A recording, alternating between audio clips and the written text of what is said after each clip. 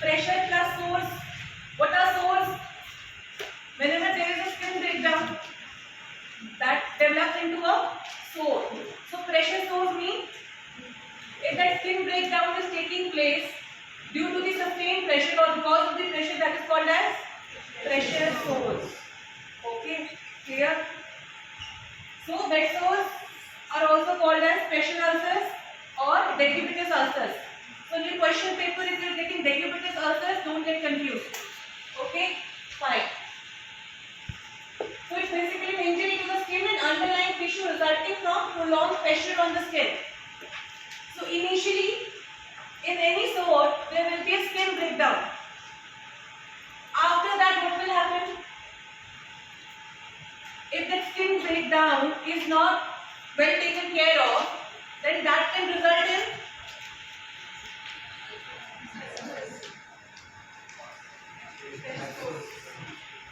तो हो गया ना skin breakdown was there, so pressure sore was there.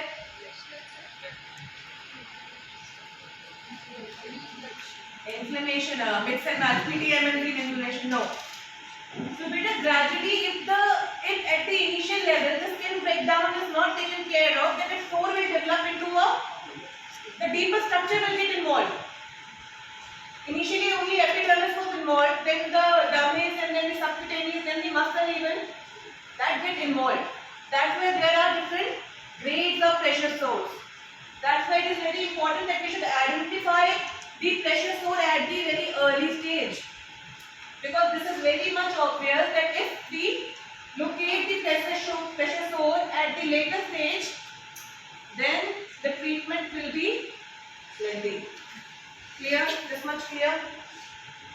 Okay. So what will be the initial symptoms of anyone who is developing a pressure sore?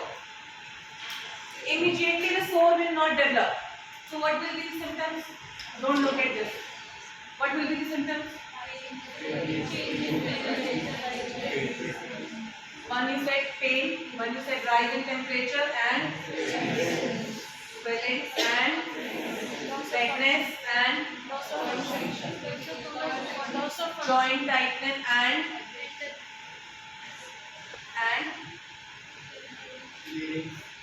so initially beta in the initial phase, the only finding probably would be the red area, the redness, a red patch or a very soft area, soft skin area. Probably that can go unnoticed also. But if the underlying condition of the patient is such that you cannot avoid that red area, that red patch, so it basically depends upon the clinical observation of the therapist. Okay. So in some cases, so the symptoms of the patient with the pressure sore will vary according to the grade of the pressure sore. Okay. So we cannot generalize the symptoms. It will be different according to the grade. We will discuss the grade. Before that, what will be the underlying condition because of which a pressure sore can develop? Causes, कैसे होता है, how it happens, how pressure sore develops, in what conditions, immobility. So what are the conditions that lead to immobility? Spinal cord injury, yes, and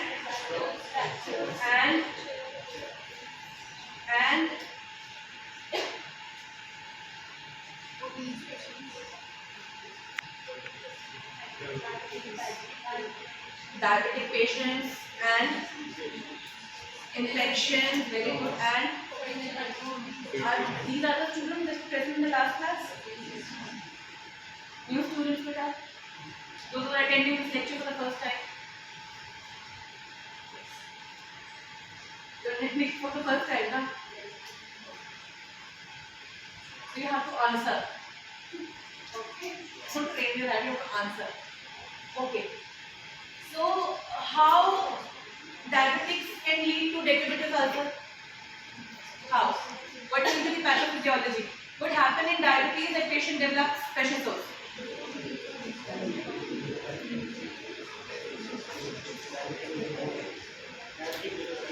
What is diabetic neuropathy? So what happens in diabetes because of the high blood sugar level, the neuropathy sets in. So the neuropathy causes damages to the sensory nerve endings. So because of that, patient is unable to feel, or the sensations get impaired. Maybe it's not completely lost, the sensation gets impaired. Maybe the pressure sensation is gone, maybe the pain sensation is gone. So because of that, if the patient places the limb on any sharp object, they won't come to know. Fine. So if they get any minor cut also, that may go unnoticed and can develop into a pressure sore. Second reason is because the patient who got diabetes, they have impaired healing properties. Right? ये तो सुना होगा ना, तो you must have heard that patient who got diabetes, their sores never get healed easily. Okay? Fine. So because of this reason as well, the sore can develop into a higher grade. Clear? So there will be a detailed question on the diabetic ulcers, causes, prevention, treatment. Fine. Another cause, you said immobility. So immobility can occur due to many underlying conditions. Like maybe the patient is comatose, okay, or maybe the patient is a spinal cord injured individual, or maybe because of any underlying condition, patient is immobile. So what will happen? Why pressure sore develops? Because of immobility. What happens? Yes, because of immobility, if the patient is not able to be mobile, then there will be pressure spots. There are certain areas in your body where there will be a maximum pressure, and those are basically your bony prominent areas, like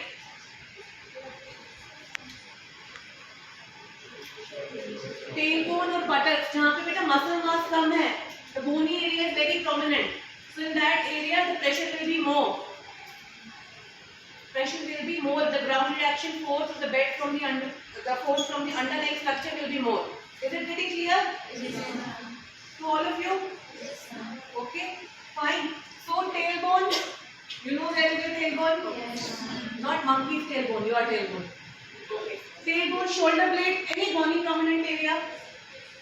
Backs of arms and legs, where they rest on the chair.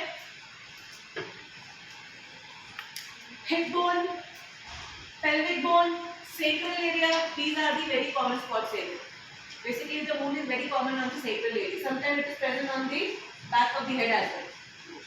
Fine. In a spinal cord individual, see, you must know every condition is different. This condition in a comatose patient, maybe the patient is comatose because of any condition. A comatose patient will develop pressure sore due to immobility. Fine. A patient with diabetes is developing sore because of loss of sensation. A paraplegic, you understand paraplegic? The one who got paralysis down the back, they develop pressure sore because of loss of sensation. If it's a complete paraplegic, means complete injury. If they have complete injury, there is loss of sensation. Bladder and bowel control is also not there. So because of lack of sensation, they develop sore. They won't come to know. Like I discussed in the last class, there was a patient who was spinal cord injured, and one day he woke up in the morning. He was a complete paraplegic. He was a paraplegic. So when he woke up in the morning, the entire legs were eaten by the red ants, and he couldn't know. By the time he woke up, he was not even aware of कि कुछ हुआ है. He was wearing a pant. उसके अंदर उसको वो bite किया, but he couldn't appreciate that thing. And they remained there unless and until while he was taking the bath, he got to know that 30% of his legs were injured. Fine. So as a physiotherapist, it is very important for you to educate the patient on this. Okay? Do you understand this thing? We have to understand where our role comes. If patient education is not proper, they'll make such mistakes. Okay? Another condition is obesity, very common. Why in obesity the bed sores are common? Because of excess pressure whenever an obese individual see. It's not that when we talk about the pressure, what kind of pressure? There could be a sustained pressure, there could be a shearing pressure, there could be a friction pressure. Okay? You know what is friction? You know what is shearing?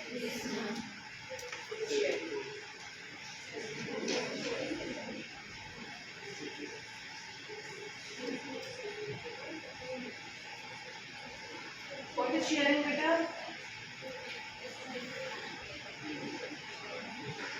So always remember a sore is a pressure sore. Decubitus ulcer is developing either because of a direct sustained pressure. In friction, both the surfaces are rubbing, right? In shearing, one is constant and other surface is rubbing over that other object, the constant object. Especially when an obese person is trying to move out of the bed. तो they are not able to let themselves completely. तो क्या होता है ना, skin उनकी the skin basically shearing force bedsheet के shearing force लग गया, है ना, cushions में shearing force लग गया. Could you understand? Why? Because of that also they develop disease. Understood? The cause is understood. Pressure sores, why pressure sore develop, that understood. Then the grades of the pressure sores. That is also understood. Acha, one point you missed.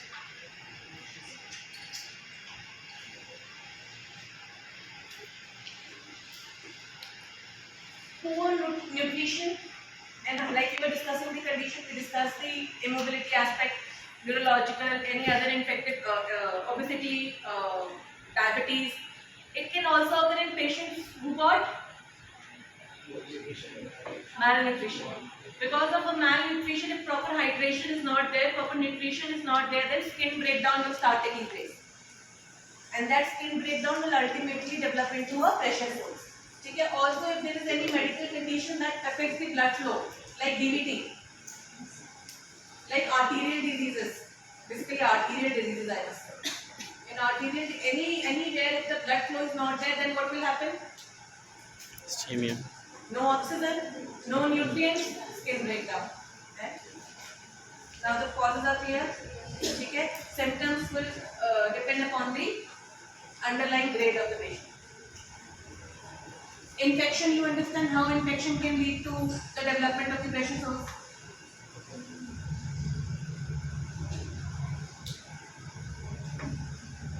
Achha, what are the grades of pressure sores?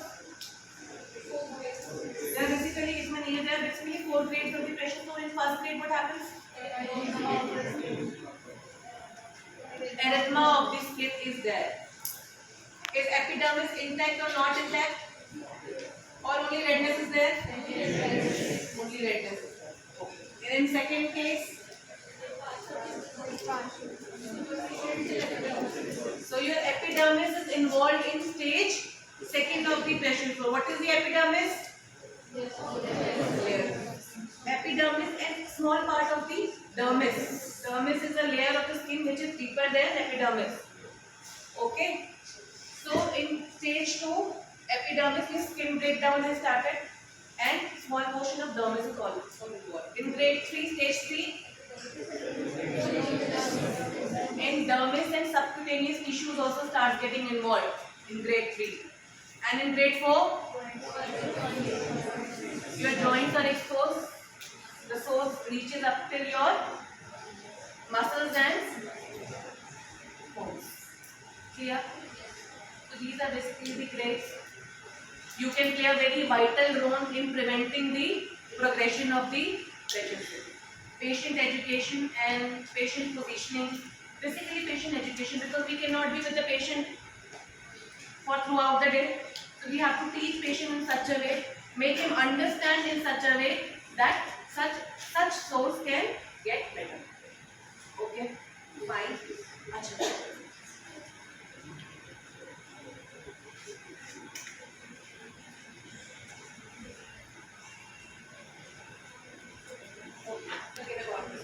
Okay, so what will be the medical management of the patient who develops the pressure sores?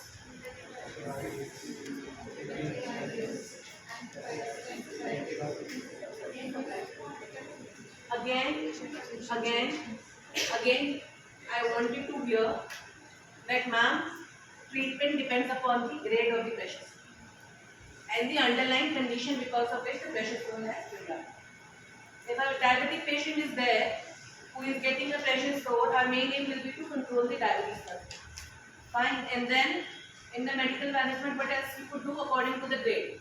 If there is only if the skin is not exposed, If the underlying structures are not exposed, then you can only test preventive measures to the patient.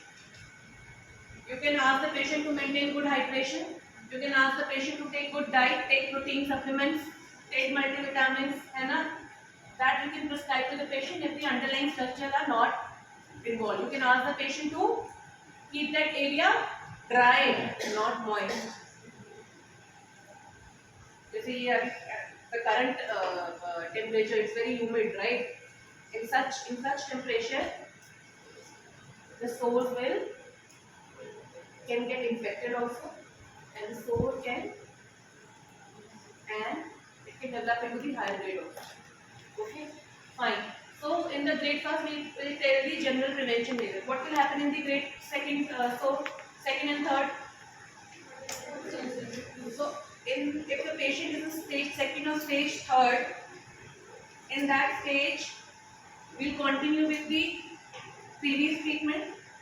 जो हमने अभी stage 1 में discuss किया था, that include all those treatment plus with that we take measures for the infection control now because the wound is open. So topical antibiotic, oral antibiotic, keeping that area dry, doing the dressing multiple times, turning the position of the patient frequently, teaching the patient and how to turn the position depend upon the condition of the patient. Fine, clear.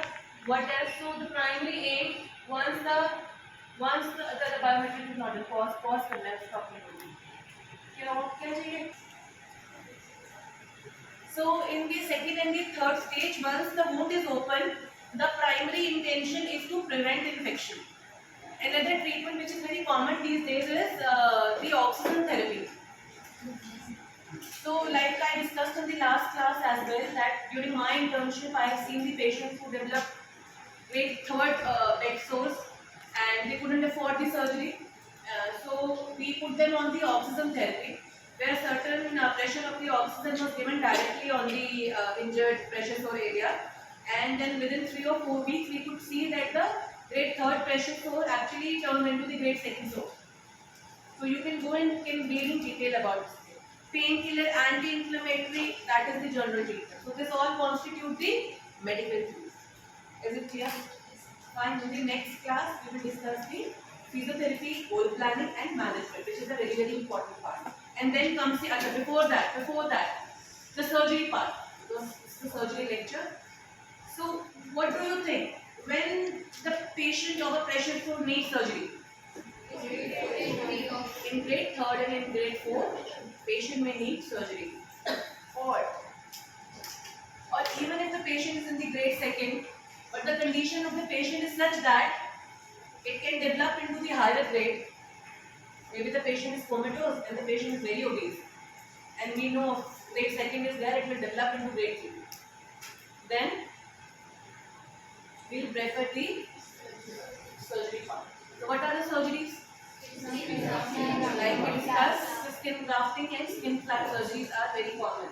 So basically what we do, we discuss that in detail. We take the part, a skin flap from the same